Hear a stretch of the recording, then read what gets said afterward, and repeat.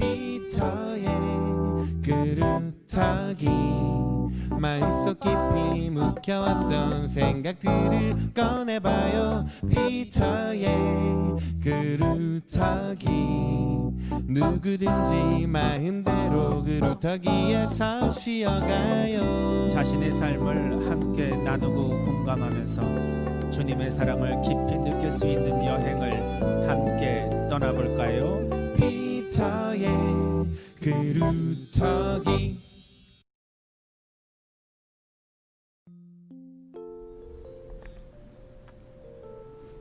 형제자매님들 안녕하십니까?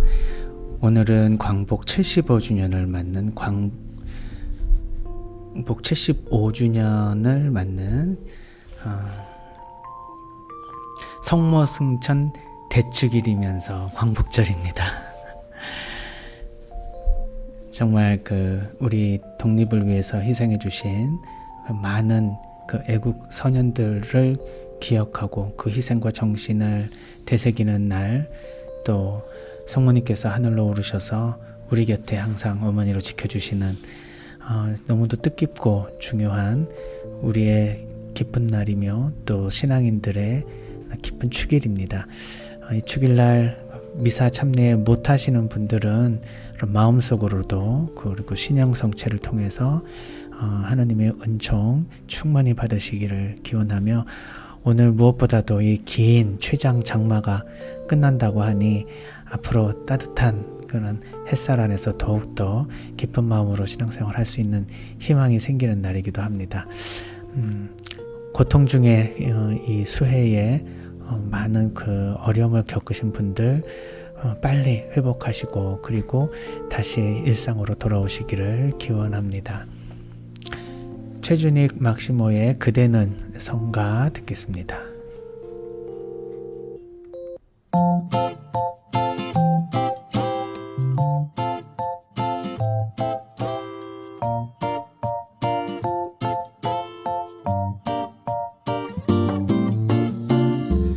그대는 나의 희망, 그대는 나의 친구, 그 미소로 그 웃음으로 하나 되는 우리. 그대는 나의 마음, 그대는 나의 행복, 희망으로 기쁨으로 하나 되는 우리. 그 사랑 그 안에 그 사랑 우리 안에 사랑으로 믿음으로 살아가네.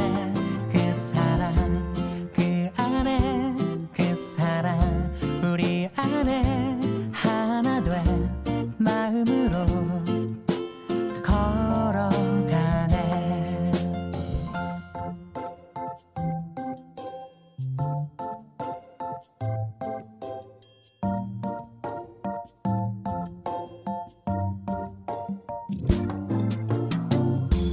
그대는 나의 희망, 그대는 나의 친구, 그 미소로 그 웃음으로 하나 되는 우리.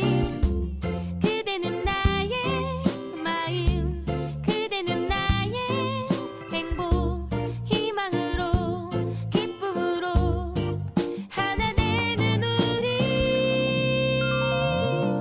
그 사랑 그 안에 그 사랑 우리 안에 사랑으로 믿음으로 살아가네.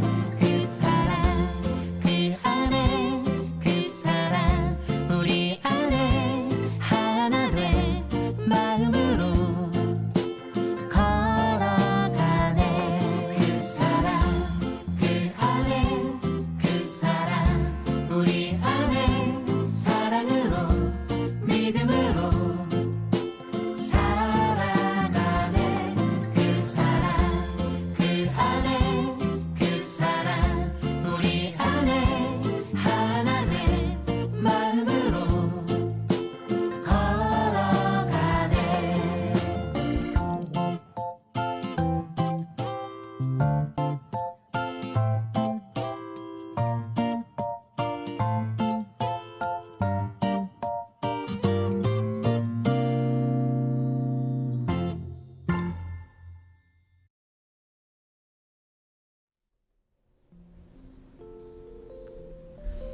네, 최준익 막시모의 그대는 성가 듣고 왔습니다. 오늘 광복절 경축사를 이렇게 들으면서 우리 민족은 참으로 위대하고 또 세계를 이끌어 나갈 그러한 국민이라는 것을 다시 한번 더 생각을 해볼 수 있었습니다. 문재인 대통령의 그 8.15 경축사 들어보면서 우리 광복은 한 사람 한 사람이 민주공화국의 주인으로 함께 일어나 이룬 나라다. 그리고 함께하면 어떤 위기도 이겨낼 수 있다는 신념을 거대한 역사의 뿌리로 우리에게 남겨준 선열들을 기억하자, 이런 말씀들 하나하나 마음속에 이렇게 간직해 보면 참으로 우리 민족의 자존심을 우리가 다시 한번 확인해 볼 수 있는 하루가 아닐까, 이런 생각이 듭니다. 또 신앙적으로도 세계 어느 나라에서 이러한 그 200년 역사밖에 되지 않는 선교 지역에서 전 세계를 이끌어 나가는 그러한 신앙의 나라로 우리 가톨릭 국가로서는 교황님께서도 인정해 주시고 그리고 부러워하실 만큼 그러한 신앙을 이루는 나라가 되었다는 것 참 대단한 것 같습니다. 그래서 우리가 이런 국가적으로도 그리고 교회적으로도 세계적으로 우리나라의 민족들이 큰 그런 지도자로서의 영향을 미치는 그런 민족이라는 것 잊지 않고 좀 민족의 자긍심을 갖는 하루가 되었으면 좋겠습니다. 뿐만 아니라 우리가 개인적으로도 숲은 아름다울 수 있지만 나무가 병들어갈 수 있는 그런 모습들 우리가 생각해 보지 않을 수 없습니다. 저는 항상 이렇게 그 큰 그림을 보는 사람이 아니라 한 사람 한 사람의 내면 안에 있는 그런 그 사람의 고유한 삶의 여정을 함께 따라가면서 같이 공감하고 같이 아픔을 함께하는 그런 그 상담을 하는 신부이기 때문에 큰 틀에서 뭘 보는 거를 잘 못하지만, 그러나 이 조그마한 그 한 분 한 분의 나무의 인생을 보는 것도 그 어떤 그 사목보다도 저는 굉장히 의미 있다는 생각을 하게 되었습니다. 그래서 이 방송이 사실은 이렇게 재밌는 방송도 아니고 또 즐거운 내용을 같이 이야기하는 것도 아니라서 막 인기가 있고 또 막 즐거워서 사람들이 막 찾아서 듣는 그런 방송은 아니겠지만 어떤 면에서 보면은 조금 더 이렇게 그 깊이 있게 내 삶을 한번 되돌아보고 다른 사람의 삶을 통해서 내 자신의 삶을 오히려 더 가볍게 생각하고 감사하게 생각할 수 있는 그런 기회도 되지 않을까, 그런 의미를 좀 가지고 있는 것 같아요. 그래서 마음 같아서는 막 즐거운 내용, 그리고 누가 들어도 막 기쁘고 활기찬 그런 삶의 의욕과 충만을 주는 방송이었으면 참 좋은데 우리가 듣는 많은 이야기들은 참으로 이렇게 슬프고 또 그 고통 중에 있는 사람들과 함께 그런 이야기를 나눈다는 것이 그렇게 기쁜 체험만은 아닐 수 있는데 의미 있는 체험이기 때문에 또 함께 이렇게 같이 즐겨주시고 함께 참여해 주시는 것 아닌가, 이런 생각이 들었습니다. 그래서 함께 해주시는 모든 분들께 진심으로 감사드리고요. 또 사연 보내주시는 분들 한 분 한 분 우리가 같이 기도해 드린다는 거 잊지 말고 힘을 내주시는 그런 기회로 삼아 주셨으면 좋겠습니다. 오늘 첫 번째 사연 우리 요한 형제님이 한번 읽어주시면서 같이 이야기를 좀 나누고요. 그리고 전화 상담도 한번 또 예약되어 있으니까 다시 전화로 한번 또 어떤 분께서 말씀해 주시는지 그 사연에 대해서 한번 귀 기울일 수 있는 시간 됐으면 좋겠습니다. 형제님 한번 읽어주세요. 안녕하세요 신부님. 저는 42세 주부입니다. 너무 답답하고 미칠 것 같아 이곳에서 풀어봅니다. 인생의 정답이 어디 있겠습니까? 삶이 방향은 내 뜻대로 안 된다고 하지만 너무 속이 상합니다. 저는 착한 아이 증후군입니다. 자주 부부싸움 하시는 부모님이 늘 무서웠고 두려워서 저의 감정을 누르고 살았습니다. 성서에 돌아온 탕자 이야기 말입니다. 저의 형제 중에는 탕자가 있었어요. 저는 탕자의 형 역할을 하고 살았어요. 일을 해서 번 돈으로 결혼을 했고 제가 생각하는 효도를 했습니다. 무언가 바라는 건 절대 아니었어요. 탕자가 10년 가출을 하고 집에 온 뒤로 탕자에게 향하는 부모님의 물질적인 부분에 화가 납니다. 저에게는 따뜻한 말 한마디 칭찬 한 번 안 하셨는데 탕자에게는 탕자가 저지른 카드빚을 당신은 퇴직금으로 갚으셨음에도 자꾸 물질적으로 도움을 주고 계십니다. 저도 탕자처럼 살 것을 왜 이렇게 열심히 살았나 싶고 좋은 몫을 택한 마리아처럼 살 것을 왜 마르타처럼 시중만 들었나 싶습니다. 머리가 복잡하던 중에 어느 인터넷 기사에 자기애가 강한 부모님에 대한 글을 읽었습니다. 딱 저의 부모님 같았어요. 저의 형제 누구든 부모님의 트로피가 되는 자식이 필요했던 것부터 여러 가지가 소름 끼치게 맞았어요. 부모 자식이지만 단물 빠져서 버림받는 껍데기가 된 것 같은 저의 이 마음은 어떻게 추스려야 할지 혼란스럽고 앞으로 저는 어떻게 살아야 할까요? 내용이 너무 길지만 줄이고 줄여서 요약하려니 10년 동안의 많은 일들을 적지 못했습니다. 부모님이 가출한 탕자로 인해 속을 끓이시고 몸과 마음이 상하시기에 나라도 잘해드려야겠다 싶었고 스스로 자립해서 집도 사고 결혼하고 살고 있는데 돌아온 탕자에게 쏟는 물질적인 부분이나 마음 쓰심에 화가 나서 친정 부모님 댁 가기가 불편하고 속이 많이 상합니다. 나쁘게 말하면 부모님한테 뒤통수 맞은 느낌, 배신당한 느낌이 듭니다. 바라고 한 건 아니지만 탕자가 돌아왔다고 해서 저의 마음에는 불이 꺼져서 춥고 탕자의 마음에는 멀리서도 불 켜진 마음이 보입니다. 굳이 제 맘속 불을 꺼트려야 했나 싶고 저와 탕자의 마음의 불을 화력에 관계없이 함께 켜놓을 수도 있는데 어린 시절부터 둘 중 한쪽만 켜놓는 부모님이 야속하기만 합니다. 저는 어떻게 살아야 할까요? 네, 감사합니다. 현대판 돌아온 탕자의 비유를 들은 것 같습니다. 이제 동생인가요? 그 이제 집을 가출해서 이렇게 모든 재산 다 이렇게 탕진하고 결국 다 카드빚까지 지고 다시 집으로 돌아올 수밖에 없었나 봐요. 그런데 부모님의 생활비도 좀 보조하고 또 부모님을 지금까지 10년 동안 계속 모시고 살았던 자신에게는 사실을 뭐 부모님께서 그렇게까지 고맙다, 또 네 덕에 내가 이렇게 산다, 이런 말씀들 듣고 싶은데 이렇게 충분히 듣지 못하신 것 같은 아쉬움이 좀 있었던 것 같습니다. 그런데 이제 동생이 들어와서 동생에게 그 은퇴하셨던 기금 다 카드 빚으로 갚아주시고 또 그냥 어떻게 하면 더 잘해줄까 하는 마음으로 동생에게 마음을 쏟는 것을 보니 내가 왜 이렇게 살았는가, 나는 왜 이렇게 부모님께 효도하면서도 마치 밥 사드리고 마치 뺨 맞는 느낌, 뭐 이런 생각을 하게 되는가, 나는 왜 이런 식으로 살아야 되는가, 차라리 마리아 같이 일하지도 않고 그냥 부모님 밑에서 그냥 부모님 말씀만 잘 들으면서 사랑받으면 좋을 걸 열심히 일하고 열심히 부모님 봉양했는데 결국 자신에게 돌아오는 것은 빈 껍데기 아닌가.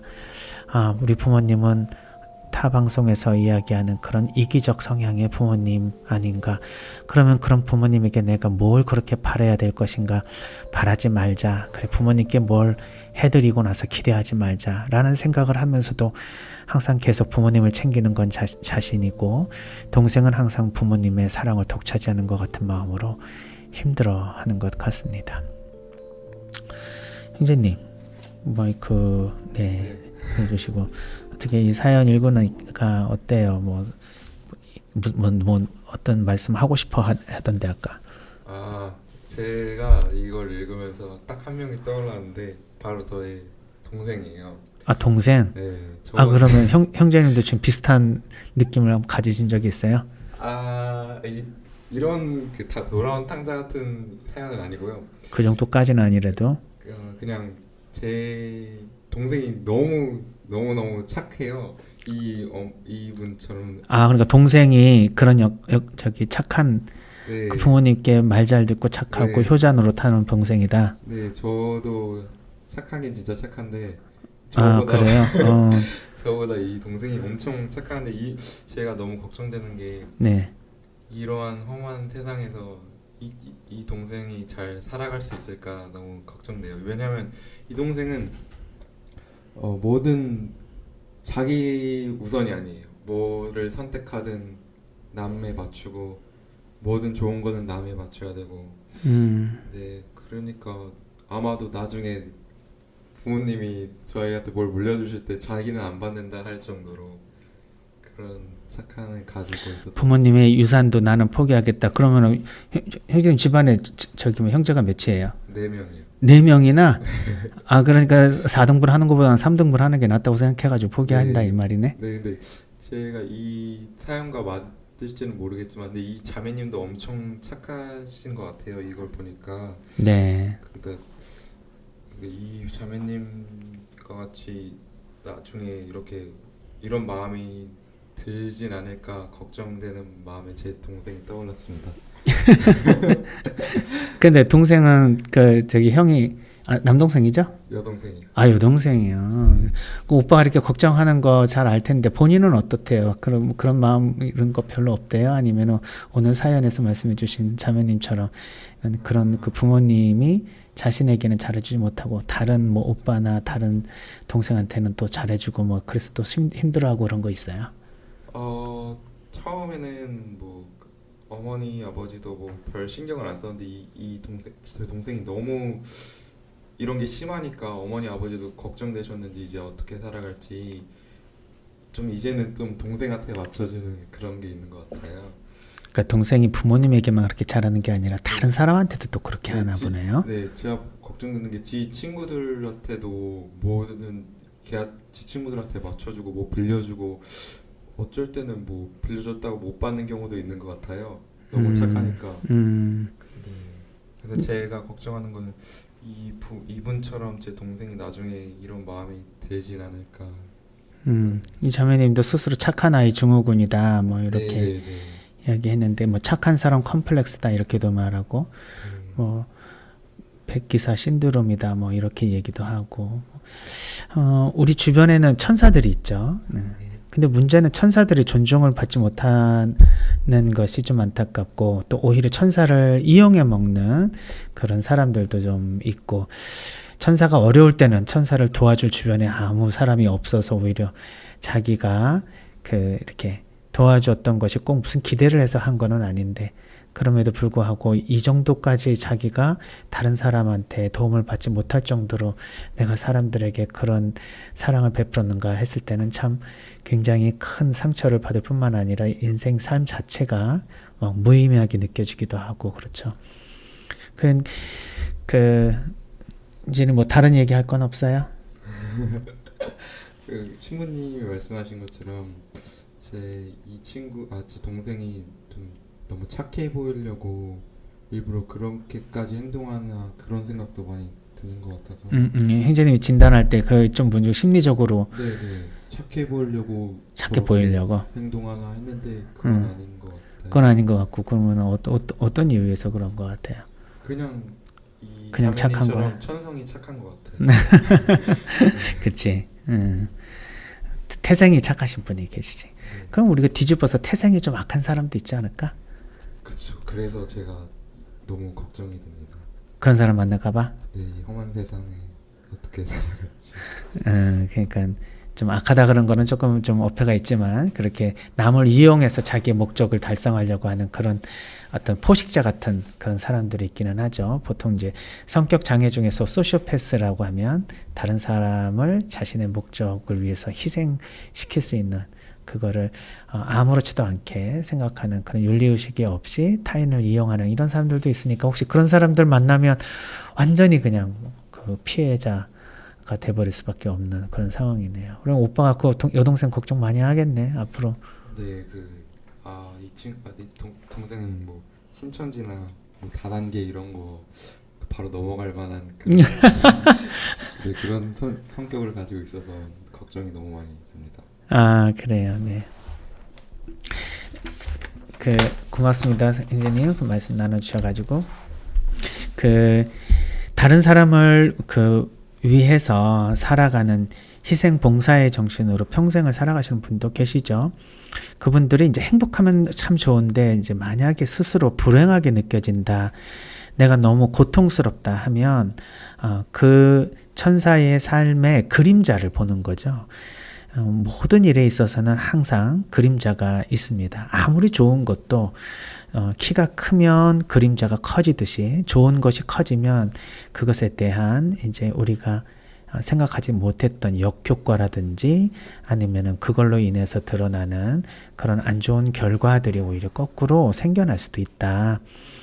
그러니까 예를 들면 뭐 우리가 그 에너지가 크면 큰 일을 할 수가 있지만 그것을 가지고 큰 일을 할 수 있지만 오히려 그것이 잘못 쓰여지면 큰 화를 입을 수도 있는, 그리고 동시에 두 가지를 동시에 갖고 있다. 그러니까 착한 삶도 마찬가지죠. 근데 이제 심리학적으로는 뭐 알고 계신 분도 다 그 이미 뭐 다 아는 내용이지만 우리가 우리 자신에게 이제 사랑을 받고 싶은 그 내면에 아주 깊은 무의식적인 소망이 있을 때는 그것을 얻기 위해서 내가 다른 사람에게 먼저 사랑을 해주면서 그 사랑을 무의식적으로 이제 보상을 받으려고 하는 마음들이 있을 수 있죠. 그래서 이제 부처님은 그 상이 없는 보시를 해라.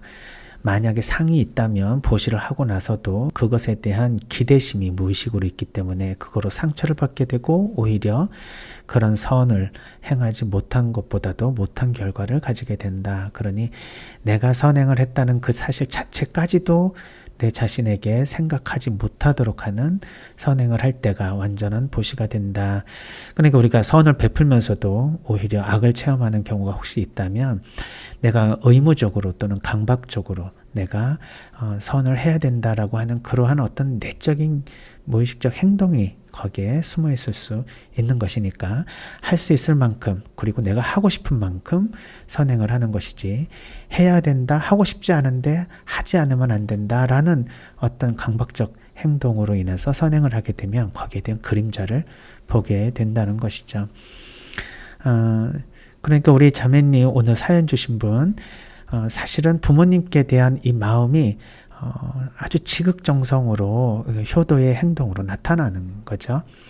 그런데 딱 그걸로만 끝나면 되는데, 예를 들면 부모님이 그렇다 하더라도 뭐 네가 나에게 해준 게 뭐 있냐, 뭐 이거 자식이면 당연히 이 정도는 해주는 거 아니냐, 설사 그렇게 아쉽게 말씀을 해주신다 하더라도 괜찮으실 것 같아요. 그런데 비교할 대상이 생긴 거죠. 갑자기 돌아온 동생이 부모님의 사랑을 독차지하거나 나에게 보여주신 그런 뭐 따뜻한 사랑, 뭐 이거 나한테는 안 주셔도 되지만 아무것도 해주지 않고 오히려 부모님에게 폐해를 끼치는 그런 아들에게 오히려 부모님이 더 마음을 쓰시는 것을 가지고 마음의 유감을 얻으신 것 같습니다. 너무도 당연하게 우리가 느낄 수 있는 감정이죠. 근데 이제 이렇게 우리가 힘든 그런 마음 상태에서 그럼 나는 이제서부터 부모님께 효도 안 할 거야. 나는 이제서부터 부모님 돌봐드리지 않을 거야. 부모님은 그러면 동생이 돌봐주시라고 뭐 해야지. 이런 생각 가질 수는 있지만 그래도 마음이 편하면 그렇게 하면 되죠. 근데 그렇게 해도 마음이 안 편하단 말이에요. 왜? 나는 부모님에게 해드리고 싶은 마음이 있으니까. 그 마음이 결국 부모님에게 무엇인가를 기대하는 마음일 수도 있습니다. 그러니까 그것이 안 올 때 내가 마음으로는 그냥 그것에 대한 기대를 가지고 있는 상태만 되지만 그것이 안 온 것이 아니라 예를 들면 부모님이 다른 아들에게 쏟아 주었기 때문에 나에게 사랑이 안 온 것이라 생각하면 그 뭐 분노 감정까지도 느낄 수 있을 만큼 허탈하 하시겠죠. 그래서 내가 부모님에게 그냥 잘해주지 말아야지라는 생각도 결국 답이 되지 않는다. 그러면은 이럴 때는 어떻게 될까? 성경 말씀에서 나온 돌아온 탕자의 비유는 우리가 아무리 큰 죄를 졌다 하더라도 아버님께 다시 돌아가서 용서를 청하고 다시 화해하는 마음으로 집으로 돌아오라. 그러니까 우리가 신앙생활을 혹시 냉담한다 하더라도 하나님 품으로 다시 돌아온 탕자는 하나님이 무조건 맞아주신다라는 걸로 이해를 하지만 사실 거기에서 열심히 부모님 말씀 잘 듣고 성실하게 살아온 형이 그것을 보고 질투와 시기를 느끼는 그 마음에 대한 이야기라고 보시는 분들이 많이 있습니다. 그래서 이건 돌아온 탕자의 비유가 아니라 탕자를 바라보는 형의 마음이라고 하는 비유의 말씀이라고 보는 거죠. 우리는 대부분 뭐 돌아온 탕자의 역할을 보다는 탕자를 바라보는 형의 마음으로 살아가는 분들이 많이 있을 것 같습니다. 근데 여기에 대한 이야기를 뭐 할 수 있는 그 것들은 많이 있죠. 첫 번째는 이제 심리학적으로 보면 내가 이렇게 부모님께 예를 들면은 이렇게 착한 사람으로 효도하는 마음으로 살았지만 사실 우리 요한 형제의 여동생처럼 모든 사람에게 잘해줘야 되고 모든 사람의 부탁을 거절하지 못하고 항상 다른 사람을 위해서는 살지만 자신을 위해서는 어떤 것도 하지 않는, 그럼에도 불구하고 다른 사람으로부터 상처를 심하게 받고 또 자기는 그렇게 노력했지만 노력에 대한 대가가 오히려 그 다른 사람으로부터 상처와 배신감을 느끼게 된다면 인생을 살아가는데 너무 힘들게 된다. 다른 사람에게 이렇게 희생당하는 희생자로서 살게 된다. 이러한 그 심리적인 문제들은 결국 내가 정말 사랑을 받는 존재라고 하는 의식을 내 스스로 얻기가 어려우니까 다른 사람을 통해서 얻으려고 하는 무의식적인 역동이 다른 사람에게 오히려 잘해줌으로써 그것에 대한 대가로서 그 사랑을 요구하는 내면 깊은 마음의 흐름 때문이다.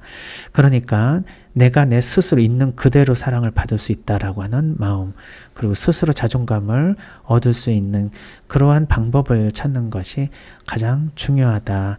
만일 자기가 다른 사람에게 선행을 하게 된다면 부처님 말씀처럼 그것에 대한 어떤 무의식적 기대도 하지 않을 만큼의 마음 상태가 된다면 그것은 너무도 좋은 선행이 된다. 그러나 그것에 대한 어떤 기대심을 조금이라도 갖게 된다면 그 업으로 인해서 결국 내 자신이 심리적으로는 더 힘들게 된다. 그러니 착한 일을 하지 말라는 얘기가 아니라 어떤 마음 상태에서 내가 그것을 하는지를 좀 더 살펴야 되는 것이죠. 심리상담의 주제 중에 굉장히 중요한 주제 중에 하나입니다. 이렇게 볼 수도 있고요. 그리고 두 번째 관점으로는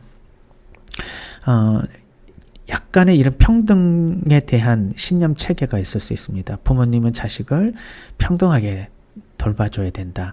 또는 적어도 내가 조금 더 부모님께 우리 동생보다는 잘해드렸다면 그러면은 우리 동생에게는 빵 하나 더 주고 나를 안 주시는 게 아니라 적어도 똑같이 그냥 반반이라도 나눠주시면 그것도 내가 조금 손해보는 거지만 그 정도라도 내가 이해를 할 수 있다.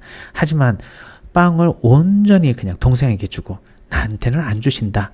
이거는 조금 문제가 있지 않을까 이런 생각이 드시는 거죠.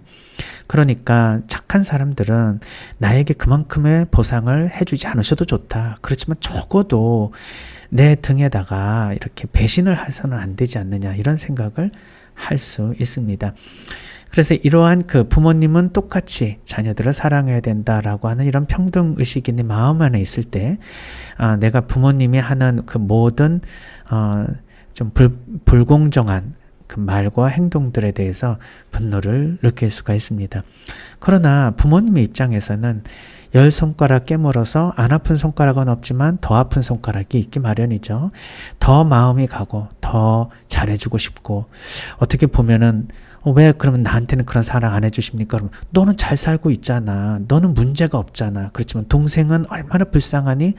얼마나 상처를 많이 받았겠니? 그러니까 동생에게 조금 더 부모로서 잘해주는 것은 오히려 그게 두 아이들을 공평하게 사랑하는 것이다. 이렇게 얘기도 하실 수도 있거든요.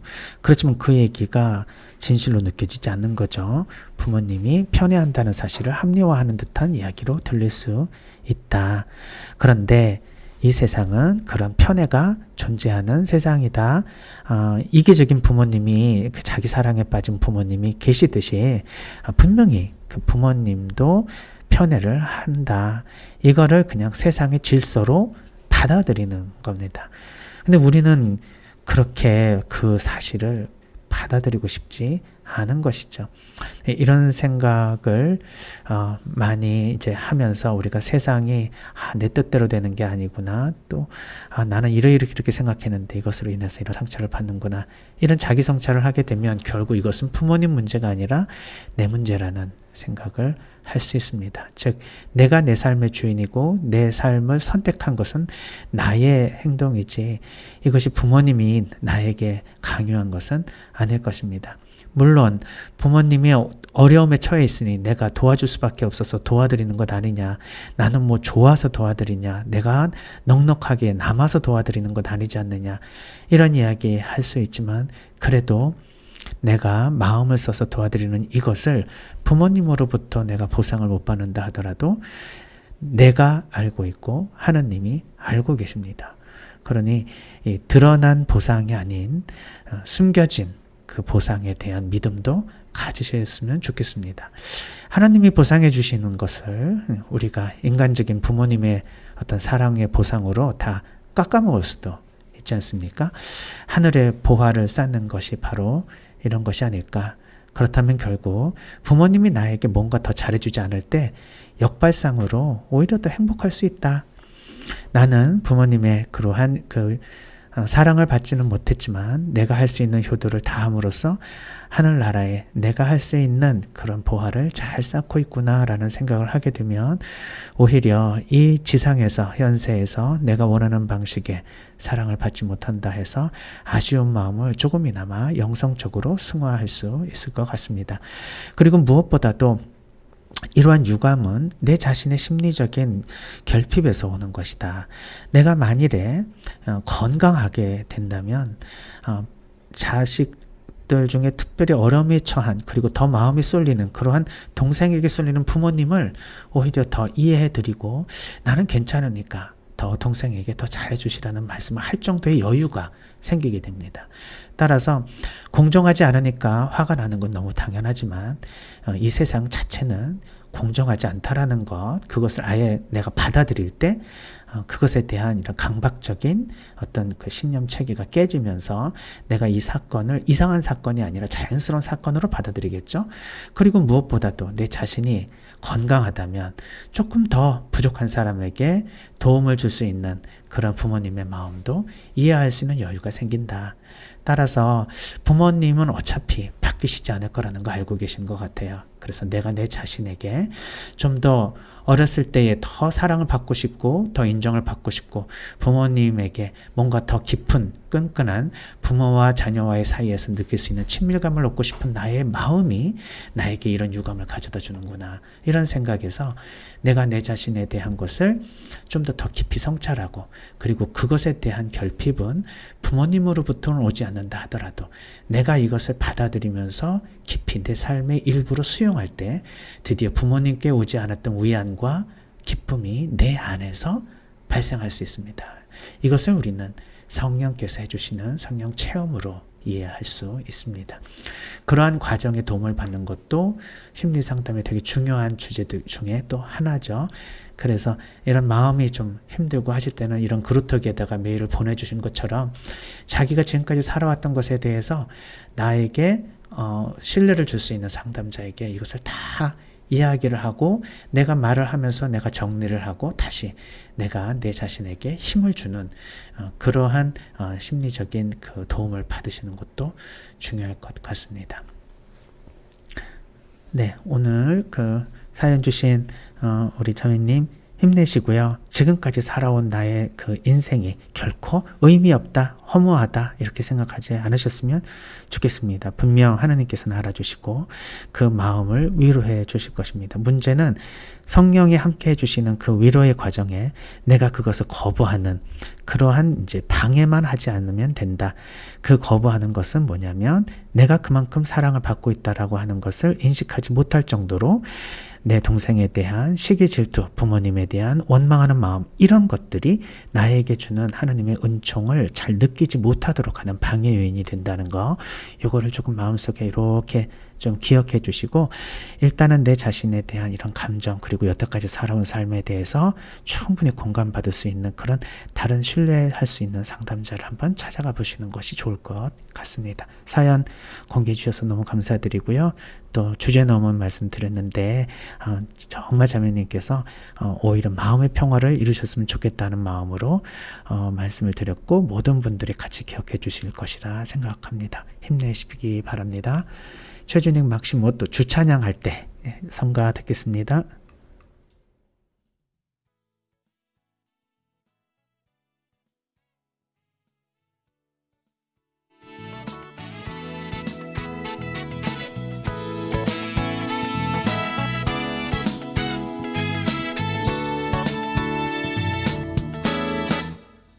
주님 찬양할 때 나의 기쁨 넘치네. 주님 찬양할 때 나의 슬픔도 없네. 나를 부르시고 너를 택하셨으니 주 안에 우린 자유로우리. 너를 사랑하여 모두 축복하시니 주 안에 우린 행복하도다. 주 찬양할 때에 우리 기쁨 넘치네. 주 찬양할 때에 우리 슬픔도 없네.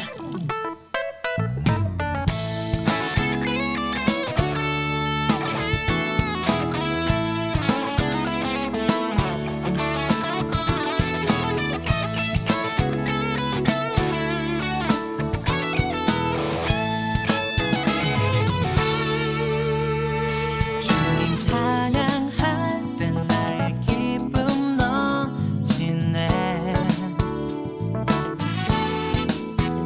주님 찬양할 때 나의 슬픔도 없네. 나를 부르시고 너를 택하셨으니 주 안에 우린 자유로우리. 너를 사랑하여 모두 축복하시니 주 안에 우린 행복하도다. 주 찬양할 때에 우리 기쁨 넘치네. 주 찬양할 때에 우리 슬픔도 없네. 주 찬양할 때에 우리 기쁨 넘치네. 주 찬양할 때에 우리 슬픔도 없네. 주 찬양할 때에 기쁨 넘치네. 주 찬양할 때에 우리 슬픔도 없네. 슬픔도 우리 슬픔도 없네. 슬픔도 없네. 슬픔도 없네.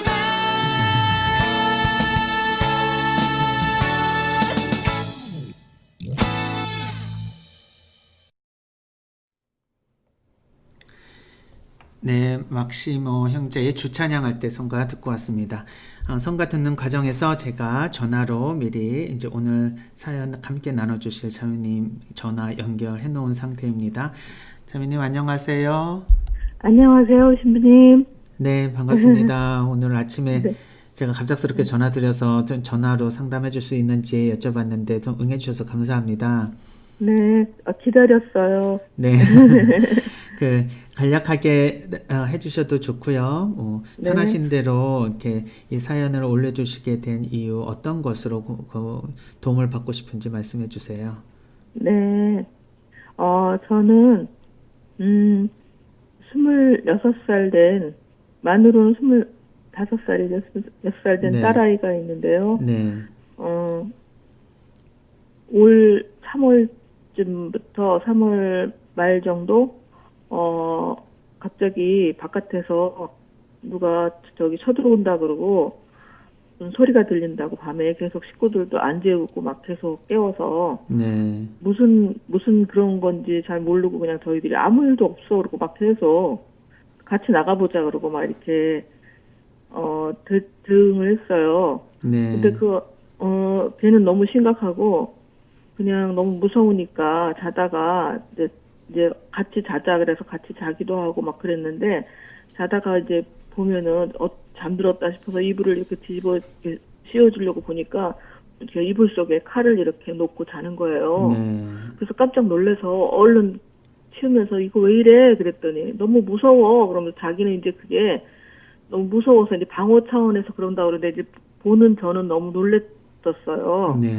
그래서 이제 이제 그러다가 얘가 이제 결정적으로 이제 어느 날 점심을 먹고 애가 없어져서 이제 제가 어디 갔어? 그리고 전화를 하니까 여기 집 앞에서 산책을 한다 그래요. 저희 집이 좀 산 위에 산 중턱에 있어요. 외딴 집이에요. 그래서 좀 애가 그게 좀 무서웠었나 봐요. 근데 네네. 그 전에는 걔랑 산책 다니고 그러면서 전혀 무서움이 없었던 아이였는데 낮에 산책한다 그래서 빨리 들어와 추워 그러면서 이제 그랬더니 계속 안 들어와서 몇 시간 있다가 또 전화를 했더니 카페에 있다 뭐 어디 있다 이렇게 하는데 저보고 택시를 타고 그걸로 빨리 내려오라는 거예요. 그래서 왜 택시를 타고 내려가 그랬더니 이제 차를 갖고 내려간 거예요. 제 차를 갖고 내려가가지고 어디 마트로 오라고 이제 그래서 이제 오빠한테 오빠가 있는데 오빠한테 빨리 자전거 타고 거기 가봐라 그랬더니 이제 거기서 아들만 혼자 차를 가지고 올라왔고 애는 이제 아빠가 대전에 있는데 이제 친가에 아빠 있는데 여기 너무 무서워서 거기로 간다고 갔다는 거예요. 그래서 차는 많이 망가지고 운전을 못 하니까 그런 상태로 이제 아이는 거기 내려가 있더라고요. 그래서 이제 네. 그런데 달래서 주말에 이제 아빠가 다시 이제 애를 데리고 올라왔는데 그 전날 제가 이제 동네 정신과 의원에 이제 하나 찾아서 가서 상담을 했어요. 이렇게 아이가 이랬다 그랬더니 입원을 하는 게 좋겠다고 그러시더라고요. 네. 그렇지만 일단 먼저 좀 봤으면 좋겠다 환자를. 그래서 지금 올라온다 그랬으니까 제가 월요일에 데리고 오겠습니다. 그래서 이제 월요일에 데리고 가는데 이제 얘는 아무 준비 없이 이제 제가 이제 거기 같은 병원 저기 건물에 있는 정형외과에 제가 뼈가 좀 아프다 손가락 같은 데가 아프다 그러면서 그렇게 하고 간 거거든요. 그래서 갔더니 막 거기서 엄청 많이 버티다가 이제 들어가서 선생님하고 이제 얘기하는데 순 고분고분하지 않고 이제 굉장히 당신을 어떻게 믿고 내가 얘기를 하느냐 그러면서 그런 여러 가지 증세를 나타냈어요. 그 이야기를 들어보면요, 자매님, 네. 약간의 이제 그 망상증이 있어서 결국은 네. 그 정신과 병원에 입원해야 된다는 소견을 의사로부터 받고 또 의사 선생님을 한번 만나자고 하니까 또 공격적인 모습을 보여서 굉장히 의사 선생님이 당황하셨겠네요. 네, 그래서 이제 그래도 의사 선생님이 정말 잘 참아주시고 들어주시더라고요. 그래서 이제 거기서 한 3주 정도 다니다가 너무 그 이후에도 약을 복용하는데 매일 무슨 한 번씩 약을 복용하는 약을 주셨거든요. 네. 근데도 이제 계속 돌발 행동 같은 거를 많이 했어요. 네. 이제 어디로, 하여튼 여기가 너무 무섭다 그러면서 친구랑 어떻게 한다고 나가가지고 연락도 안 되고 그런 일들을 막 계속 이제 해가지고 결국에 이제 을지병원으로 입원을 하게 됐어요. 네. 그래서 을지병원에 입원했는데 되게 애매모호한 환자라고 그러면서 보통 선생님이 한 달 정도면 퇴원을 할 거라고 이렇게 얘기를 했거든요. 네. 그러니까 약간 폐쇄병동이라고 그래야 되나요? 네. 부모님들하고 만나지도 못하고 또 코로나 때문에 더 면회도 안 되고 그런 상황이었어요. 네. 그래서 거기 한 달 정도 있을 거라고 그랬는데 2달 하고 한 10주 정도 있었어요. 근데 선생님들이 이제 얘기하는데 되게 어려운 환자라고 그렇게 얘기를 많이 하시더라고요. 그러니까 네. 자기 얘기를 되게 방어적으로 한다. 네네네. 자기 얘기를 자기는 안 아프다. 이제 증세가 이제 여기서 선생님이 보실 때 조현병 증세가 있다 이렇게 하고 조현병이다 이렇게는 안 하셨을 때 이제 입원을 했는데 그래서 거기 선생님들도 경계인 것 같다 아닌 것 같다 뭐 이렇게 하면서 경계라는 거는 무슨 말씀이세요? 성격 장애를 말하는 거예요? 아니면은 조현병과 조현병 증상 사이에 뭔가 경계성을 말하는 네네네 거예요? 그런 어떤 선생님은 그렇게 얘기하시고 이제 그래서 그렇게 딱 이렇게 뭐 땅땅땅은 안 하지만 조현병인 거로 이제 결국 이제 얘기를 하시고 근데 병식이 없는 게 이제 네네. 굉장히 문제가 됐어요. 계속 병식이 있어야지 퇴원을 시켜주는데 그러면 이제 약을 먹으면서 이렇게 했는데 그래서 10주를 있었어요 거기서. 그러다가 이제 좀 많이 이제 좋아졌다 그래서 퇴원을 했는데 퇴원하고 뭐 그렇게 막 이상한 행동을 하지는 않지만 이제 음성 증상이라고 선생님이 그러시더라고요. 이제 일주일, 2주일에 한 번씩 병원에 갔더니 음성 증상이라 그러면서 자기 아직도 뭐 확실하게 자기 그걸 인정하지 않고 정말로 그랬다. 정말로 뭐가 이제 나타났다. 이제 테러가 일어날 거였는데 이제 너무 아무도 안 믿어주고 막 이런 거에 대해서 좀 많이 화가 있더라고요. 네. 그래서 그러니까 선생님이 이제 저 안타까워하시면서 이제 지가 그런 걸 빨리 인식을 하고 지 노력을 하면 금세 좋아질 수 있는 그런 것 같은데 그러지 않다는 거죠. 계속 지금도 인정을 안 하고 있으니까 그래가지고 이제 어쨌거나 근데 약은 잘 먹고 있어요. 네. 약을 잘 먹고 있는데 그 와중에 이제 또 제가 먼저 이제 얘가 발병했다고 생각할 때 이제 막 여러 군데 알아보면서 서울대병원에 저기 전문의가 있으시다 그래가지고 친구 딸이 거기 사는데 되게 좋아졌다. 그래서 거기를 이제 예약을 했는데 3월인가 그때 예약을 했는데 8월 달에 예약이 되는 거예요. 너무 밀려가지고 환자가. 네. 근데 그걸 이제 조금 땡겨줘가지고 7월 말에 이제 선생님을 만나러 가게 됐어요. 거기서 그래서 서울대병원 의사 선생님을 만났는데 선생님이 얘기 몇 마디 해보시더니 네. 예후가 안 좋아 그러면서 어떻게 10주나 있었는데 병식이 없어 그러면서 그러시더니 여기 서울대병원에서 해줄 수 있는 게 없다 그러면서 저기 어디 무슨 방배동 어디 병원으로 가라고 그 작은 병원 무슨 그런 데로 가라고 그러시더라고요. 그래서 완전히 그 내쳐지는 느낌이었거든요. 그래서 내가 그렇게 힘들면 더 선생님이 해주셔야 되는 거 아닌가 싶은데 딱 선생님이 이제 안 받아주시더라고요. 네. 그래갖고 나와서 정말 다리에 온 힘이 빠지면서 어떻게 해야 되나 막막했어요. 네. 그래서 제가 찾아보니까 그 병원 인터넷으로 보니까 조현병이라는 단어는 하나도 없더라고요. 네. 그래서 그냥 상담을 잘 해주시는 병원인가 여러 가지 막 혼란스러워서 일단은 다시 그 예진이라는 걸 또 하면서 얘한테 너무 고통을 주는 것 같아서 을지병원에 다시 가서 약은 받아 먹고 약은 다시 계속 먹고 그다음에 이제 상담할 수 있는 병원을 찾아보자 하는데 어떤 자매님이 신부님 방송을 보내줬어요. 잘 들어보라고. 듣는데 정말 신부님을 만나면 좀 상담이 되지 않을까 그런 생각을 하면서 메일을 보내게 되었습니다. 아, 네. 자매님 혹시 그 약물 지금 치료는 하고 계시죠? 네네. 혹시 어떤 약물인지는 알고 계세요? 그런 거 잘 모르는데 서울대 선생님들 보시더니 그 약물은 이제 맞게 처방하고 있는 것 같아요. 네. 제가 자세히는 모르겠어요. 혹시 그 따님이 몇 살이라고 하셨죠? 26세, 만으로는 25세고요. 26세예요. 혹시 그 직장 다니면서 네. 스트레스 많이 받았죠? 네. 이제 그 고등학교 졸업하면서 근처에 있는 유치원에 어린이집에 보조교사로 들어갔어요. 근데 엄청 완벽한 선생님이셨나 봐요. 그래가지고 저도 좀 잘 아는 분이셨는데 그래갖고 얘가 엄청 많이 스트레스 받은 것 같아요. 그래서 아침마다 오히려 제가 막 너무 무겁게 발걸음 떼는 거를 그 앞에까지 네. 데려다주고 막 그랬었거든요. 네, 책임감을 네. 갖고 잘 해라 이렇게 하면서 그렇게 지냈는데 그때 아마 엄청 많이 스트레스 받았지만 이제 꼭 그 일만은 아닌 것 같고요. 어렸을 때부터 뭐 이런 게 이제 자기 안에 있던 그런 게 다 네. 합쳐져가지고 네, 네, 네. 그렇게 화가 많이 20대 초반에 엄청 화를 많이 네, 네. 품고 네. 있었어요. 네. 혹시 이렇게 갑작스럽게 이 망상 증상이 올라오기 이전에 어떤 약물 복용한 거 그런 건 없어요? 네네. 그 무슨 뭐 시험을 준비하기 위해서 뭐 ADHD 약을 먹었다든지 뭐 이건 아니요, 아니고요. 아니요.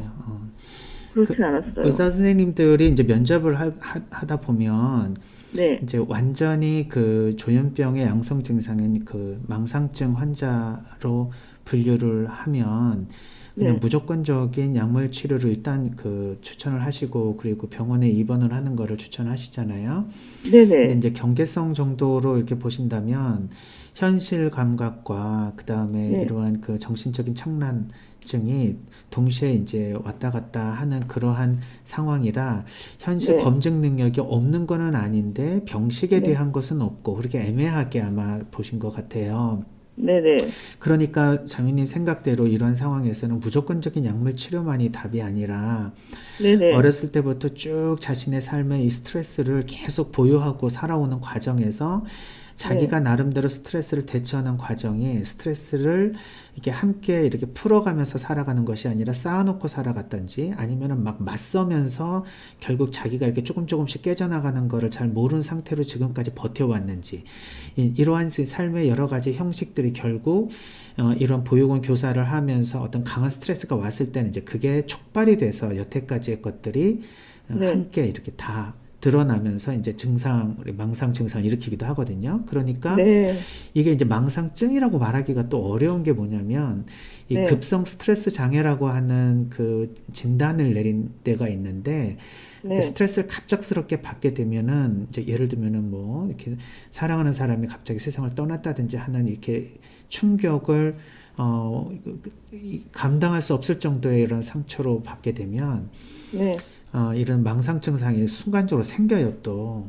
네. 그리고 환청도 들리기도 하고요. 그래서 네네. 이런 것들이 이제 보통 한 3개월까지 지속되다가 서서히 가라앉기도 합니다. 그러니까 아, 이거를 그냥 꼭 그 정신조현병의 양성 증상으로 지속적으로 이렇게 볼 수도 있지만 또 때로는 갑작스러운 어떤 스트레스가 촉발 원인이 됐다 그러면 네. 하여튼 어떻든 간에 두 가지의 경우를 전부 다 그 경우의 수로 놓고선 치료적인 예후를 살피거든요.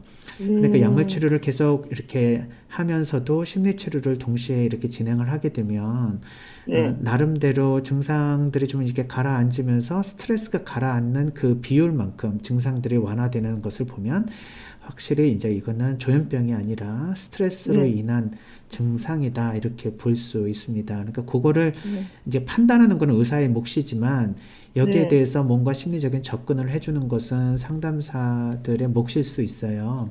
네. 그러니까 따님이 평상시에 자기에게 속마음을 누구에게 이렇게 털어놓는 그런 경험도 별로 없고 또 네네. 자기 혼자 뭔가 문제들을 이렇게 쌓아놓고 다니는 경우들이 많잖아요. 네네. 얼만큼 스트레스를 풀 수 있는 그런 네. 자기만의 스트레스 대처 방식이 있는지 이런 것들도 한번 점검해 볼 필요가 있고요. 네. 스트레스를 이제 견디는 능력도 되게 중요한데 이제 이게 회복 탄력성이라고 표현하거든요.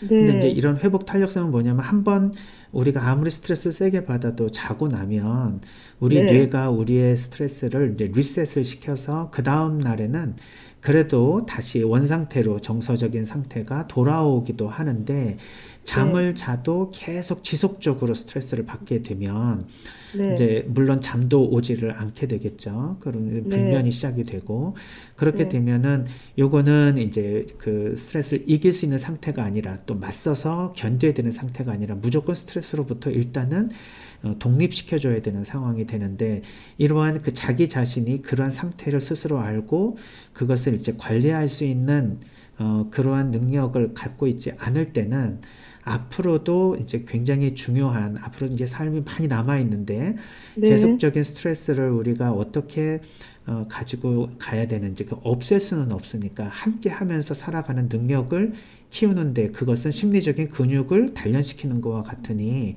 이 상담적 치료가 되게 필요합니다. 그래서 네. 아마 따님이 그 개인병원 의사 선생님을 이제 찾아간다고 했을 때 약간은 기대하고 가지 않았어요? 개인 병원에는 아직 안 갔어요. 저기 뭐야 그 대학병원에서 어떤 소개해 주시는 그 병원 네. 거기는 개인 병원이 네네. 아니라 거기에 가라고 그러셨는데, 예약이 저기 거부하셨다고요. 그 선생님이 거기 가라고 하긴 하셨는데, 다시 제가 인터넷에서 그 병원을 찾아보니까 조현병 얘기는 하나도 없고, 그냥 청소년 상담 뭐 이런 얘기만 네네네. 많이 있더라고요. 네. 상담하고 그런 정신과 의원이더라고요. 그래서, 다시 그렇게 처음부터 다시 하는 게 너무 얘한테 스트레스를 줄 것 같아서, 그 원래 입원했던 병원에 계속 다니고 있거든요. 그 입원했던 그 병원은 저기 대학병원이잖아요. 네네, 대학병원이, 근데 을지병원 대학병원이면서 제가 이제 바로 이제 그렇게 그러고 나서 한 번 병원에 갔는데, 그렇게 하면서 이제 지금 정신과 상담할 수 있는 병원을 다시 찾고 있는 중에 이제 여기다가 메일을 보낸 거죠. 제가. 정신과 의사 선생님이 상담해 주시는 것도 되게 좋은데 대학병원에서는 오래 상담을 해 주실 수가 없고요. 네네. 개인 일반 병원의 정신과 의사 선생님들 중에서 조금 환자들을 한 20-30분 같이 만나 주시는 분도 계시지만 이 상담이 지속적으로 이루어져야 되기 때문에 네네. 정신과 안에 또 심리 상담사를 고용해서 해주는 정신과도 있어요. 네. 이제 그렇게 됐을 때 하여튼 어디를 추천을 받으셔서 가셔야 되지만 중요한 것은 뭐냐면 이제 따님이 자기가 지금 현재 겪게 되는 이 고통은 그러니까 이게 망상이다 아니다 이런 병식을 떠나서 자기가 고통당하고 있다는 건 알고 있잖아요. 네네네. 그러니까 이것을 뭔가 상담을 통해서 좀 심리적인 접근이 필요하다라는 인식은 하고 있는지. 별로 많이 안 하고 있고, 자기는 괜찮다고, 안 아프다고 그러고, 이제 서울대 병원 갈 때도 계속 거기 앉아서도 왜 자기를 이런데 계속 데리고 다니느냐. 그러면 자기 할 얘기도 없다. 그리고 지금 먼저 입원했던 병원 선생님도 얘가 자기에 대해서 어떻게 얘기해야 될지를 모르는 것 같다. 얘기를 하면서 이제 걔한테서 이야기를 끌어내려고 이렇게 해도 어떤 거는 이렇게 된 너의 그런 거를 이제 이렇게 표현할 수 있다고 차근차근히 가르쳐 주는데, 그래도 자기가 자기 얘기를 어떻게 꺼내야 될지 모르는 아이 같다 이렇게 가끔 얘기하시더라고요. 친구는 많아요? 서울대병원 갈 때도 나는 할 얘기 없는데 뭔 얘기를 해야 되냐 또 막 이렇게 그렇게 하면서 그러니까 자기의 심리적인 상태를 얘기하라니까 어려울 수 있고요. 그냥 자기가 이렇게 편하게 이야기할 수 있는 친구들은 있어요? 별로 요즘 안 만나는 것 같아요. 친구도. 그러니까 집에만 있어요. 자기의 세계 안에 갇혀 있으면 이제 다른 사람과의 상호작용에서 무슨 얘기를 해야 될까 했을 때 그냥 사실에 대한 이야기, 정보에 대한 이야기는 해도 자기의 생각과 감정에 대한 이야기를 오랜 동안 하지 않으면 할 말이 없어요, 진짜. 진짜 그런 것 같아요. 무슨 말을 하라 그러면 무슨 말을 해야 돼요? 이렇게 물어본단 말이죠. 그러니까 이런 것부터 서서히 이것을 대화를 이렇게 이끌어내면서 자기 내면에 있는 것들이 바깥으로 이제 좀 나올 수 있는 그런 기회를 줘야 되는데 그 첫 번째 기회가 누굴까? 제일 이렇게 경계심이 없고 그래도 믿을 수 있는 그런 주변 사람으로부터 서서히 시작이 돼야 되는데 혹시 이렇게 따님이 뭐 누구의 말이라면 그래도 신뢰할 수 있는 그런 사람 없을까요? 주변에? 지금은 제 주변에 있는 자매님들이 많이 그 역할을 같이 해주고 있고요. 제가 이제 독일에 있는 친구 한 명이 있는데 내가 며칠 전에 얘가 은희 뭐 자꾸 물어보는데 내가 전화를 통해서 얘가 너에 대해 자꾸 물어보는데 네가 좀 얘를 상담해주면 안 될까 그랬더니 내가 어떻게 해줘 막 그렇게 하는데 이제 그 친구 나는 너랑 얘기하면 되게 내가 위로받는다. 그러니까 희아가 혹시 너한테 전화를 하거나 그러면 네가 잘 좀 상담을 해줘라 이렇게 했는데 이제 지가 이제 요즘 집에 와서 그림 그리는 거를 많이 하더라고요. 그래서 그림을 그리면서 이제 뭐 독일에 유학 가는 거는 어떻게 가? 이렇게 물어보면서 은희 이모는 어떻게 유학 갔어? 이렇게 물어보면서 그래서 내가 이제 그 얘기 좀 해주면서 그게 쉽지는 않다. 그렇지만 네. 네가 그 목표를 갖고 꿈을 갖고 있으면 또 어떤 여러 가지 도와주는 일들이 있어서 네가 갈 수도 있을 거라고. 이렇게 하면서 이제 요즘 그림을 열심히 그리는데 그 친구한테 제가 부탁을 한 적은 있었고요. 또 이제 제 주변에 이제 수화 통역사 하는 사람이 있는데 같이 여행을 갔었거든요. 며칠 전에. 네. 네.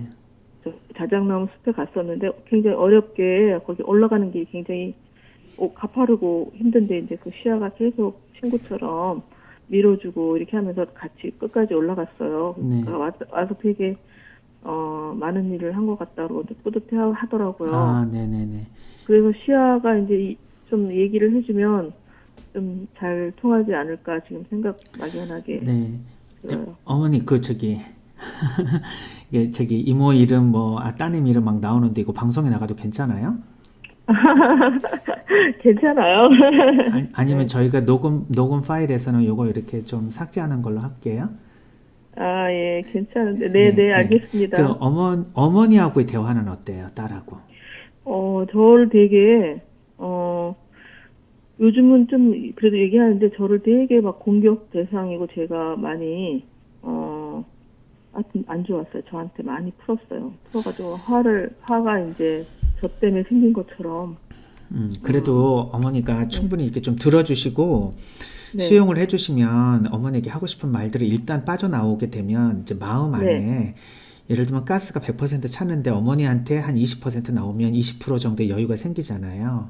네. 이제 이렇게 조금 이렇게 자기 안에 꽉 차 있는 것이 일단 바깥으로 나오면 자기가 조금 정리할 수 있는 그런 여유 공간이 생겨요, 마음에. 네네네. 이제 그랬을 때 뭐 이모든 누구 친구든 이런 이야기를 네. 했을 때 그래 그럼 한번 해볼까라는 생각도 해볼 수 있는데 어쨌든 간에 마음속에 있는 이런 것들을 좀 뽑아낼 수 있는 주변 사람들과의 증상에 대한 이야기가 아니라 그냥 삶 사는 데에 대한 이야기 이렇게 편안하게 네네네. 대화하는 것이 되게 중요하고요.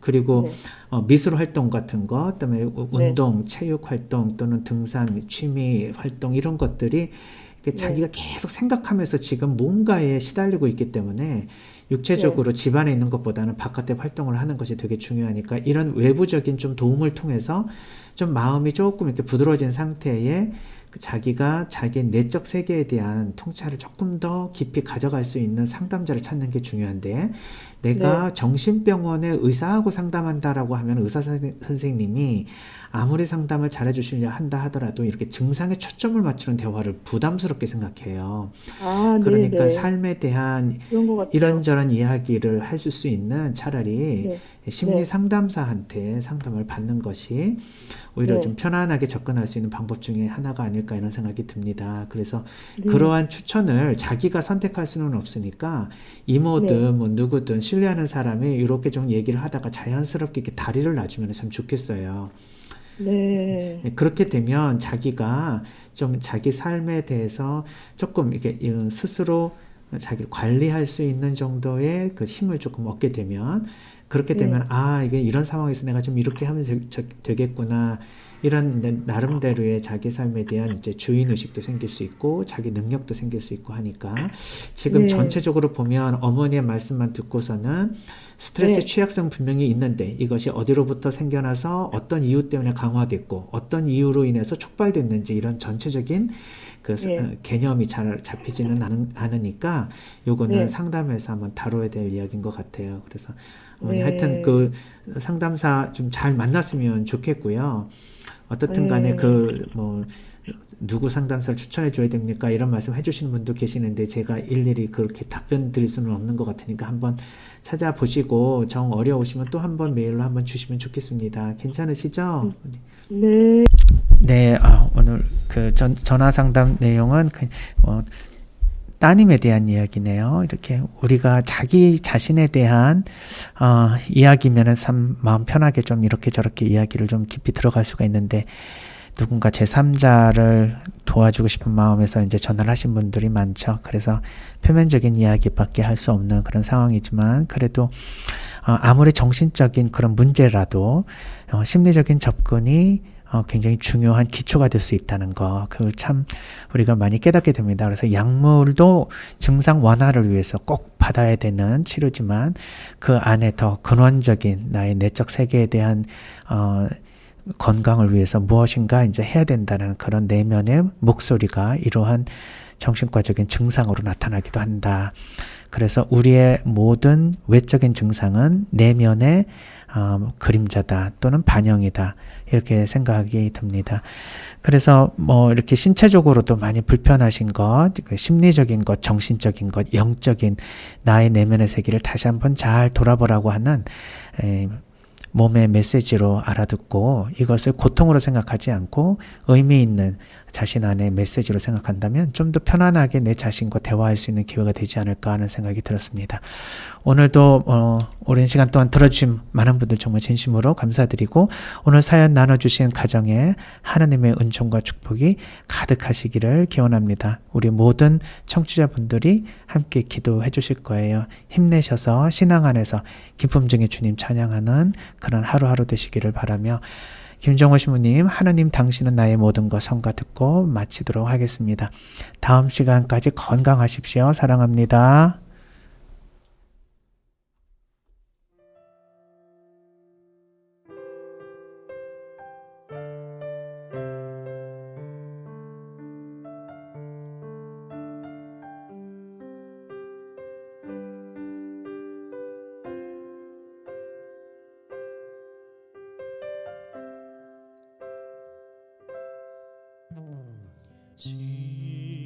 십자가의 신비로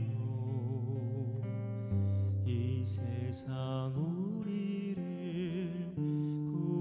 구원하신 분, 오 주여 가까이, 오 주여 가까이 나의 맘에 내려오시어 죄 많은 이간이 모시기에 오 주여 이토록 돌보나이까. 하느님 당신은 나의 전부 되시